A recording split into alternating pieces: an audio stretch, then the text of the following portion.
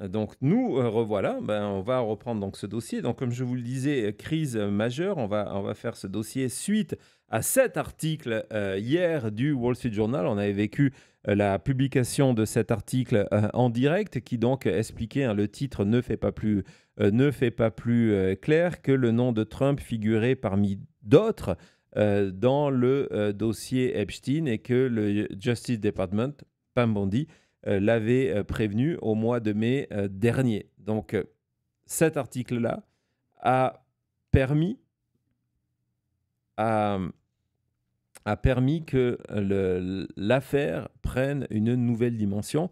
Et Politico va nous révéler les coulisses de ce qui se passe. Donc, vous voyez, on est dans cette nouvelle phase de la crise Trump-Epstein, là en disant, voilà, la bombe, the bombshell, est en train, la bombe Epstein est en train d'exploser. Donc ça, c'était tôt ce matin. Le playbook, c'est vraiment le rendez-vous de la presse politique où vous commencez votre journée en vous donnant toutes les informations de ce qui va se passer dans la journée, ce qui s'est dit après les heures habituelles, etc. etc. C'est une sorte de Bible incontournable. Et donc, regardez cet article, la crise est ici, et donc en rebondissant dessus, et donc en disant, on vient de rentrer dans une nouvelle phase, et si ce n'était pas déjà une crise avant, c'est une crise essentielle qui, en fait, menace d'occuper tout ce qui est information et qui, du coup, est en train de compliquer les républicains à se dire, OK, on a voté une loi qui est le One Big Beautiful Bill. Maintenant, il faut l'appliquer, il faut faire des répartitions budgétaires, etc., etc. Et on ne peut pas, parce que la seule chose qui intéresse les Américains aujourd'hui, c'est le dossier Epstein. Et hier, cette déclaration, c'était du kérosène qui tombait déjà sur cet incendie. Et on va voir, parce qu'ils ont de très bonnes sources, les réactions au sein de la Maison-Blanche avec des citations données à Donald Trump en disant que voilà, ils vont m'accuser de quelque chose d'étrange.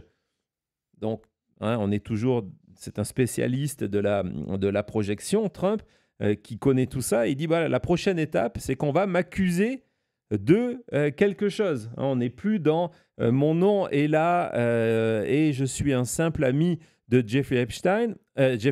On va m'accuser de some funny business. Et puis, cette dernière phrase de Trump, en disant que même si je n'ai pas eu de rapport avec le passé criminel de Epstein, avec la réalité criminelle de Epstein, on était simplement amis, cet aveu de défaite qui est they are going to, ils vont m'avoir anyways. On va traduire ça comme ça, de la part de Donald Trump. C'est pour vous dire comment la Maison-Blanche aujourd'hui s'attend demain, dans les jours qui arrivent et les semaines qui arrivent. Au pire, il y a d'autres choses dans ce dossier-là. Sinon, Donald Trump ne réagirait pas comme ça et ne dirait pas à son entourage, ils vont m'accuser de quelque chose étrange dans les prochains jours et dans tous les cas, ils vont m'avoir. C'est Donald Trump aujourd'hui. Je ne sais pas, Thomas, ce que tu en penses de regardez, ça. ça fait des semaines qui parlent de ça, qui se plaignent de ça, qui stressent par rapport à ça. Et encore une fois, donc, d'avoir Trump publiquement qui dit mais il n'y a rien d'intéressant, c'est pas qu'est-ce que vous faites, arrêtez de regarder vers là. Et en même temps, on sait que dans le bureau ovale, il est certain qu'il va se faire accuser de des choses et qu'il va se faire avoir par rapport à cette affaire. C'est très intéressant. C'est très intéressant. On va continuer dans l'exploration de cet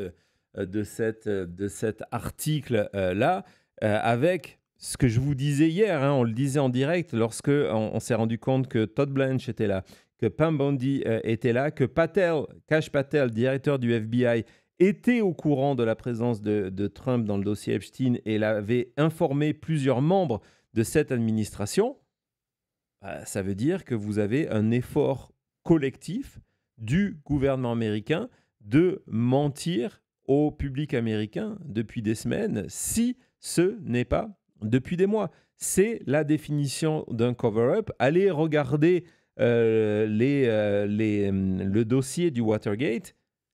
On en est plus loin que ça. C'est la définition pure d'un scandale d'État. Il n'y a aucun doute là-dessus. Vas-y Thomas, on continue. Donc, dans cet article, regardez, c'est cet axe de défense. Et c'est là qu'on voit qu'ils n'ont pas grand-chose pour aujourd'hui se sortir de cette nouvelle difficulté de dire, ben non, mais tout le monde sait, ils ont vu des photos ensemble, c'est que donc, voilà, c'est pas grave que son nom soit là. Hein, je vous ai montré tout à l'heure le tweet, vous voyez que ces éléments de langage qui ont été publiés ce matin et partagés avec les Républicains, on les retrouve quelques heures après dans la communication des Républicains. Mais, encore une fois, ça ne tient pas la route. Et au contraire, l'utilisation de cette défense, pour vous en dire la faiblesse, elle ouvre directement la porte à la question suivante, de se dire, mais alors, si c'est que ça, comme vous le dites, ok, très bien, pourquoi cacher ce dossier-là ? C'est vraiment problématique et c'est de montrer que cette administration est aux abois actuellement. C'est la panique à la Maison-Blanche, c'est une crise. Et ce qu'il propose là à chaque fois de dire « Ah, mais s'il y avait vraiment quelque chose, les démocrates auraient déjà utilisé », ça, la première fois qu'on l'a entendu, c'était avant le deuxième scoop du Wall Street Journal, avant le premier scoop du Wall Street Journal. On n'arrête pas de dire « Ah, mais s'il y avait quelque chose », et après, il y a des choses qui sortent. Donc, voilà. On va poursuivre cet article-là en disant que, vu de l'extérieur et vu de toutes leurs sources anonymes en termes politiques, on ne comprend pas. On ne comprend pas la manière dont la Maison-Blanche est en train de gérer ça. Et c'est en fait parce que pourquoi il n'y a pas une ligne de défense qui fonctionne et que la Maison-Blanche réussit à s'accrocher dans ça pour sortir de cette crise-là, c'est parce que la réponse, c'est que Donald Trump est dans le dossier Epstein. Et donc, c'est pour ça que ça ne fonctionne pas. Il n'y a rien qui fonctionne pour permettre de mettre fin à cette crise vue depuis la Maison-Blanche. Et donc là, vous voyez qu'on en est aux excuses de n'importe quoi. Lorsque Laura Loomer est interrogée sur ce sujet-là, et quand on lui dit, voilà, Donald Trump est dans le dossier file, donc le dossier Epstein, sa réponse est de dire, mais ok, définissez le mot dossier. Hein, on essaye vraiment de couper les cheveux en quatre pour tenter de s'en sortir. Et tout ça, de la Maison-Blanche aux élus MAGA aux influenceurs MAGA, ça démontre qu'on est en panique complète parce qu'on n'a rien à offrir en réponse de ça. Parce que, encore une fois, je me répète, la réalité, c'est que Donald Trump est dans le dossier Epstein. On ne peut pas sortir de ça. Et oui, Elisabeth, les spin doctors, ils doivent essayer énormément. On a vu toutes ces stratégies de diversion. On a fait plusieurs émissions, entre autres, sur le arrêté Obama. Rien ne marche. Et du coup, regardez, lorsque personne ne veut en parler, c'est pas bon signe. Parce que la question que se posait Politico, c'est de se dire, OK, si en mai, il y a eu cette réunion, et cette réunion est confirmée plus ou moins par tout le monde, et que Kash Patel a informé des membres du gouvernement Trump, ça veut dire quoi? Donc, depuis quand le vice-président, J.D. Vance, est au courant de tout ça? Et là, vous voyez que pour quelqu'un qui parle très fréquemment, qui, encore il y a 2 jours, a enregistré un podcast, d'un coup, c'est le silence complet, pas de commentaires. Pareil au niveau de Mike Johnson. Et on voit qu'au niveau du département de la justice, il n'y a pas eu de démenti formel. Il y a eu juste que c'est une collection de mensonges, en gros, pour faire des clics sur Internet. C'est la défense aujourd'hui du département de la justice. C'est pas de dire que c'est diffamatoire et qu'on va se retourner contre le Wall Street Journal. C'est dire non, mais c'est juste pour faire des clics. C'est juste pour faire des clics. C'est extrêmement compliqué. C'est là qu'on voit que désormais, aujourd'hui, et c'est pas la première fois, et l'article continue en disant ils ont des doutes que ça va fonctionner. La stratégie, c'est de se dire ok, vous savez ce qu'on va faire, hein, nous sommes le 24 juillet, cette affaire existe depuis le 7 juillet.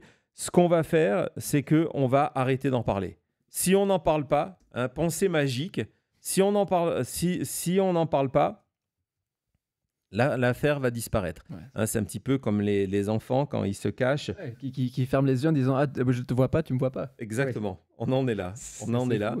C'est de la politique de l'autruche aussi, mais bon, vous avez compris. Et là, cette déclaration complètement folle d'un allié de Donald Trump qui dit que de toute façon, l'affaire ne va pas disparaître.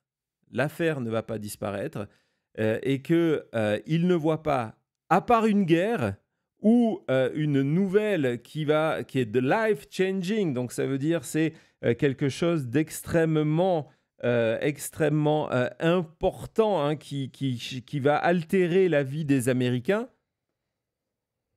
Il n'y a rien qui va permettre de faire le trick, c'est-à-dire de s'en débarrasser.